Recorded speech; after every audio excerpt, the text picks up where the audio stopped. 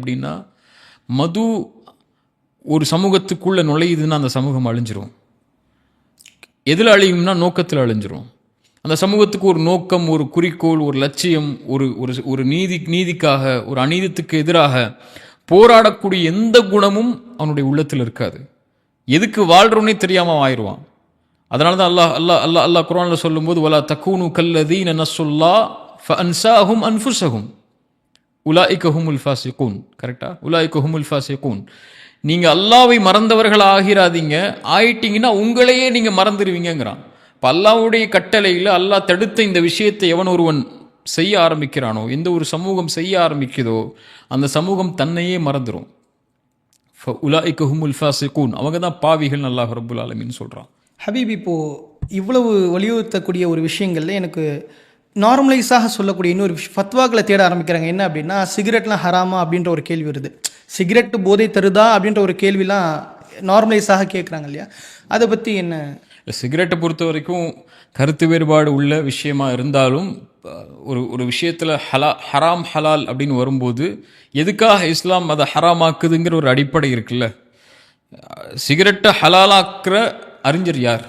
யார் இதை ஹலால்னு சொல்கிறா? ஒரு மக்ரூ தடுக்கப்பட்டதுன்னு சொல்லுவாங்களே தவிர ஹலால்னு யாரும் சொல்ல மாட்டாங்க. அதை விட்டு விலகிக்கோங்க அப்படிப்பட்ட காரியம் தான் சொல்லி. ஆனால் மூளையை மயங்கடிக்கக்கூடியதான் ஹம்ர், மதுனா.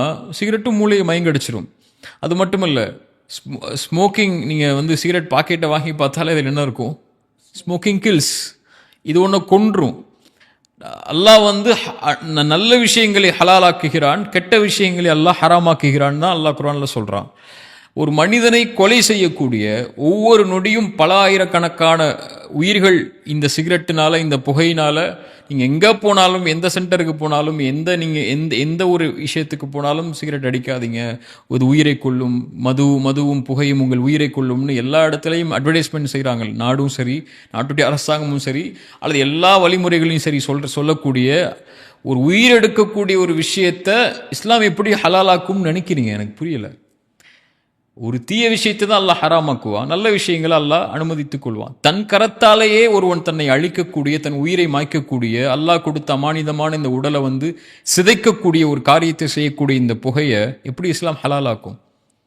இது அவங்க தங்களை திருப்திப்படுத்துறதுக்காக நான் ஹலாலை தான் செய்கிறேன், இது ஹராம் இல்லை, இது தடுக்கப்பட்டது ஒன்று தான், மக்ரூஹ் தான். மக்ரூஹ்னா என்ன? மக்ரூஹ் செஞ்சு அல்லாஹ் அப்படி விட்டுருவான்னு அர்த்தமா? பாவம் அல்லாஹ் எடுத்துக்கொள்ள மாட்டான், நாளைக்கு மறுமையில் அதை குறித்து அல்லாஹ் கேட்க மாட்டான்னு அர்த்தமா?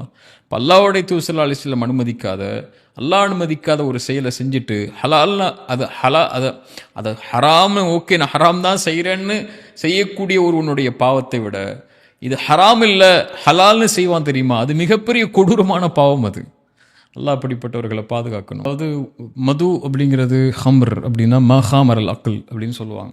மூளையை மயக்கடிக்கக்கூடிய ஒன்று தான் மது. மதுங்கிற ஸல்லல்லாஹு அலைஹி வஸல்லம் காலத்தில் ஒயின்னு இன்னைக்கு சொல்லக்கூடிய பேர்கள்லாம் ஸல்லல்லாஹு அலைஹி வஸல்லமுடைய காலத்தில் இல்லை.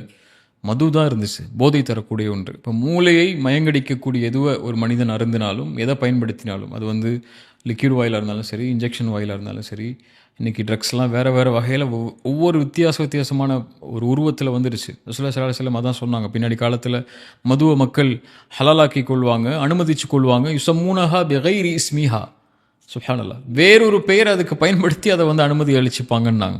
ஏன் மதுவை இஸ்லாம் அவ்வளவு கோபமாக, அவ்வளவு சாபமாக அளிக்கக்கூடிய விஷயமா? அது ஷைத்தானுடைய செயல். ஃபஜ்தனிபூ, அதை விட்டு விலகி கொள்ளுங்கள். இன்னமல் ஹம்ரு வல் மைசிரு வல் அன்சாபு வல் அஸ்லாமு ரிஜ்சும் மின் அமலி ஷைத்தான், ஷைத்தானுடைய செயல்களில் ஒன்று. ஃபஜ்தனிபூஹு, அதை விட்டு விலகி கொள்ளுங்கள். லஅல்லக்கும் துஃப்லிஹூன், நீங்கள் வெற்றி அடையணும்னா சொல்லி குர்ஆன் சொல்லுது. ரசூலுல்லாஹி ஸல்லல்லாஹு அலைஹி வஸல்லம் சொன்னாங்க, லஅன ரசூலுல்லாஹி ஸல்லல்லாஹு அலைஹி வஸல்லம், அல்லாஹ்வுடைய தூதர் ஸல்லல்லாஹு அலைஹி வஸல்லம் சபிச்சாங்க குடிப்பவரை, வாங்குபவரை, விற்பவரை, ஊற்றி கொடுப்பவரை, சுமப்பவரை, அதை தயார் செய்பவரை ரசூலுல்லாஹி ஸல்லல்லாஹு அலைஹி வஸல்லம் எண்ணிக்கிட்டே இருந்தாங்க. யாரையும் விட்டு வைக்கல.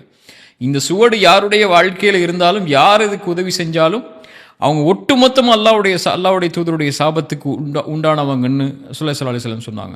நாளைக்கு மறுமையில் யார் இந்த உலகத்தில் மதுவை தனக்கு அனுமதித்துக் கொள்வானோ அவனுக்கு அல்லாஹ் சொர்க்கத்தின் மதுவை அல்லாஹ் ஹராமாக்கி கொள்வான், தடுத்து கொள்வான் ரசூலுல்லாஹி ஸல்லல்லாஹு அலைஹி வஸல்லம் சொன்னாங்க. 3 முறை ஒரு மனிதனுக்கு வாய்ப்பு கொடுக்கப்பட்ட பிறகும் மதுவை மீண்டும் மீண்டும் அவன் அருந்தி 3 முறை பாவ மன்னிப்பு கேட்டதற்கு பிறகும் மதுவை அருந்தினால் அல்லாஹ் நரகவாதிகளுடைய ஷீலை அவனுக்கு கொடுப்பதற்கு அல்லாஹ் தன் மீது கடமையாக்கி கொள்கிறான் ரசூலுல்லாஹி ஸல்லல்லாஹு அலைஹி வஸல்லம் சொன்னாங்க. ஏன்